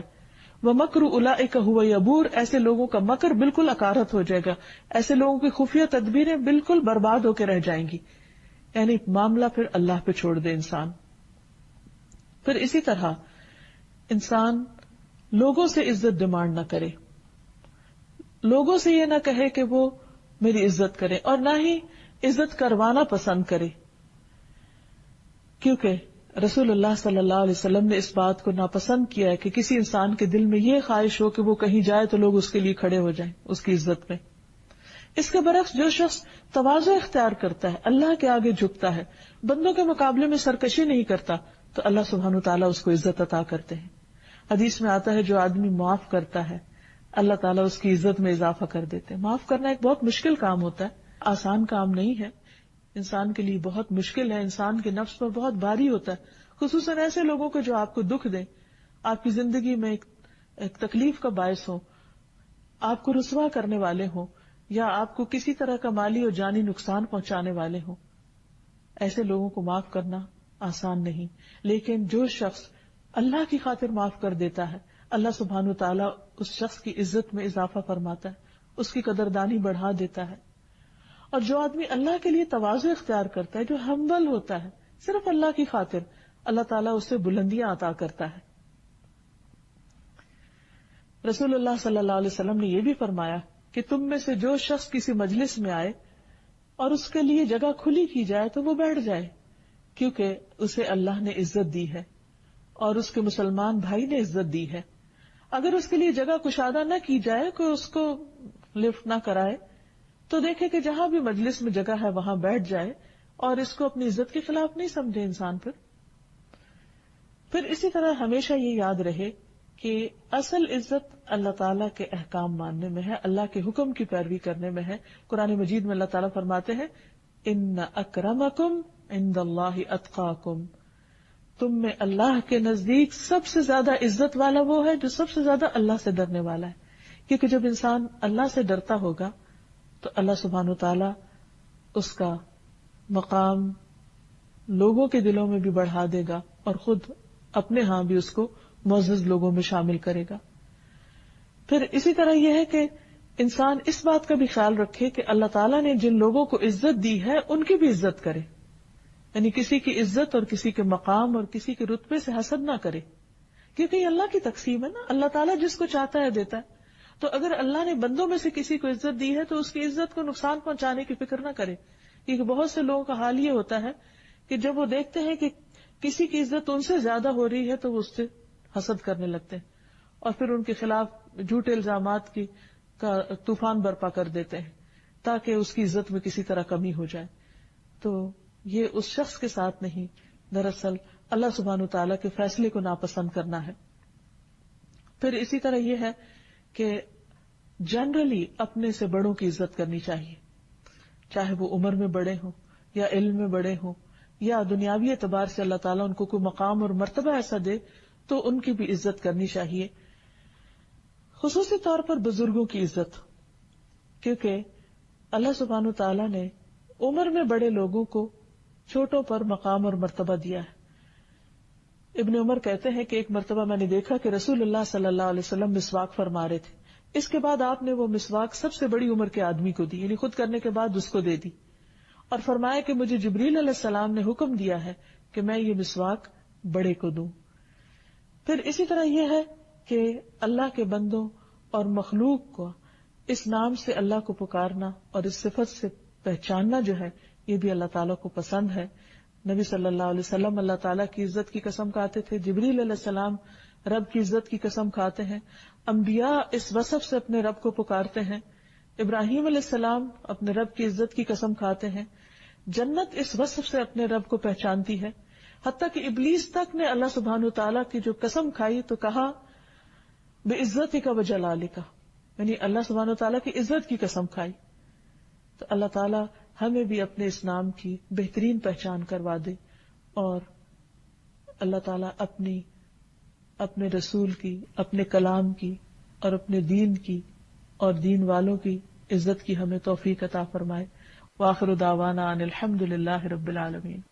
أنت القاهر يا الله، أنت الحسيب يا الله، أنت الشافي يا الله، أنت المبين يا الله، أنت الوكيل يا الله، أنت القيوم يا الله، أنت المتين يا الله، أنت السبوح يا الله، لا إله إلا الله، محمد رسول الله.